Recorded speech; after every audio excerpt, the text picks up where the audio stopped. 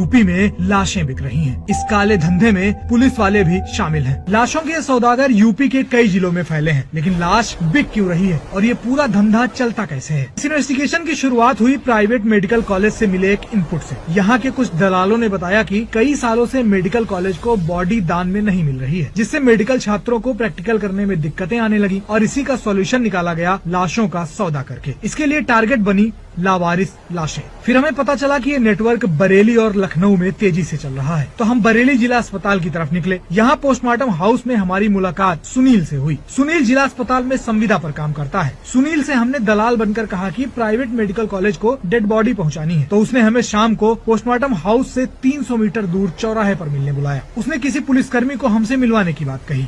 चाहे तो कहो तो हम कल आ जाएं साहब से बात करवा के, क्योंकि ये देखो पर्सनली एक बात होगी साहब से, ऐसा नहीं है कि सबके साथ में, क्योंकि अगर उस चीज से मानेंगे तो कुछ भी नहीं हो सकता जो हमारे थाना क्षेत्र की होनी है। हाँ हाँ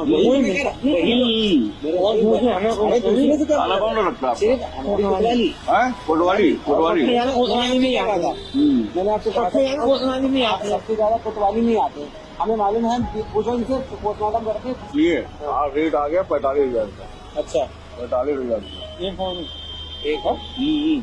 आप भी नौकरी करें, हम भी नौकरी करें, बिल्कुल बिल्कुल। ऐसा ना हो कि किसी की नौकरी के बाद ना बात ये नहीं, बात ये थोड़ा सा अभी बात करें, साफ से बात भी करनी मुझे कोतवाली में ऐसा क्यों रहा? तो हम ऐसा काम नहीं कर पाए ना। अब उनसे आप बात कर लें, हम क्या बात करें? नहीं हम आपका क्या नाम है? मेरा नाम नरेंद्र। सिपाही नरेंद्र ने हमें ये भी बताया कि पहले पोस्टमार्टम करवाने की जिम्मेदारी उन्हीं के पास रहती थी। ये अभी हुआ, पहले पूरा क्या मेरे ऊपर ही था।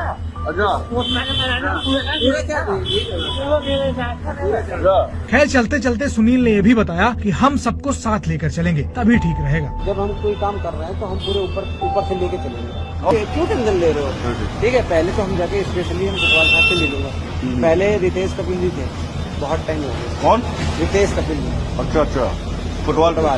अच्छा, तो वो दिलवा क्या देते थे, मतलब बातचीत कर लेते थे। वो कहते तुम लोग देख लो अपने स्तर से, और किसी भी प्रकार से हम वहाँ पे इन्वॉल्व ना होए और तुम्हें कोई दिक्कत ना हो। सुनील ने बताया कि ये नेटवर्क कई और जिलों में फैला हुआ है, लखनऊ में भी और सीतापुर में भी और हरदोई और आपके इधर क्या नाम है, पीलीभीत, मुरादाबाद में, ये जगह सब जगह, लखीमपुर खीरी, बरेली में TSP TSP हर जगह से आती है। पुराना रिकॉर्ड देखा जाए, लिखित में है वो भी। अच्छा कितना? उस समय 1.5 का चल रहा था। 1.5 लाख रुपए? 1.5 लाख रुपए दे के जाते थे, और उस समय राम मूर्ति वाले, उस समय की बात है। महीने में कितनी निकल जाती है? कितना बच जाता होगा? महीने में ज्यादा नहीं, करीब ज्यादा से ज्यादा, बहुत ज्यादा तो 30 से 40 लाख हुआ।